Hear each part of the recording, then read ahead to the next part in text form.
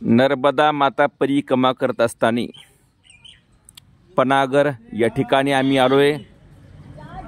सत्यपाल सिंग राजपूत यांच्या घरी आम्ही आलोय आणि या ठिकाणी सुंदर पूजा अर्चा चालू आहे। महाराज पूजा करतात आणि परिवाराने लगेच आम्हाला नाश्ता पण आणून दिलेला आहे। असा सुंदर परिवार सत्यपाल सिंह राजपूत घराना है। ये बहुत बढ़िया है, बहुत प्यार से परिक्रमा वासियों की सेवा करते हैं। देखो ये उनका मकान, बहुत अच्छा मकान। ऐसे मकान 20 साल के बाद आपको दिखाई नहीं देंगे। देखो ये उनका सब ये मकान का एरिया है। यह हमारे राष्ट्रीय कीर्तनकार विशाल जी महाराज बड़े प्यार से बाल भोग खा रहे हैं। देखो सब साफ सुथरा, छोटा सा बगीचा है, प्याज लगा है, टमाटर है, बैंगन है। असं सुंदर असणारं घर या ठिकाणी आम्ही आलोय।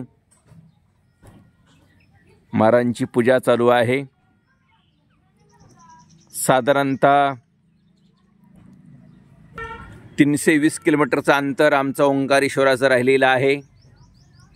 निश्चितच 10 दिवसामध्ये हा प्रवास आमचा पूर्ण होणार आहे। नर्मदा परिक्रमा करत असताना आणि मयेची फार कृपा आहे, फार आम्ही आनंद घेतलेला आहे। परमार्थाचा भक्तीचा जो हे सगळे सिद्ध आहे, हात चालावया पाय तव तू आपले सोयीत पाय तीर्थयात्रे जाय चुकू नको। नियमाप्रमाणे सुंदर प्रकारचा प्रवास आमचा झालेला आहे।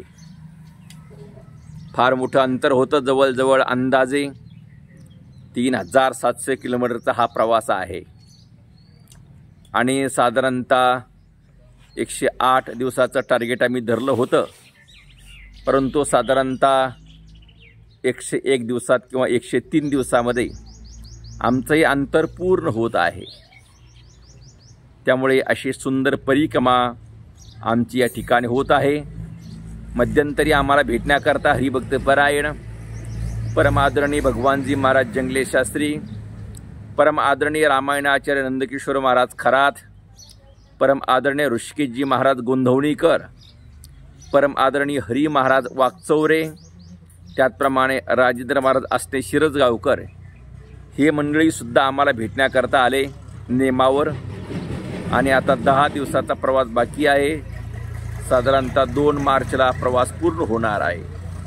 भविष्यामध्ये ज्यांना परिक्रमा करायची साधारणतः 10 फेब्रुवारी ते 15 फेब्रुवारीला प्रवास पूर्ण होईल असा आपण अंदाज करा।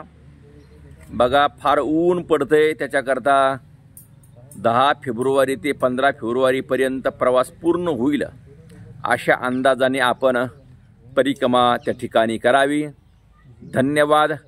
नर्मदे हर, खुश रहो जिंदगी भर।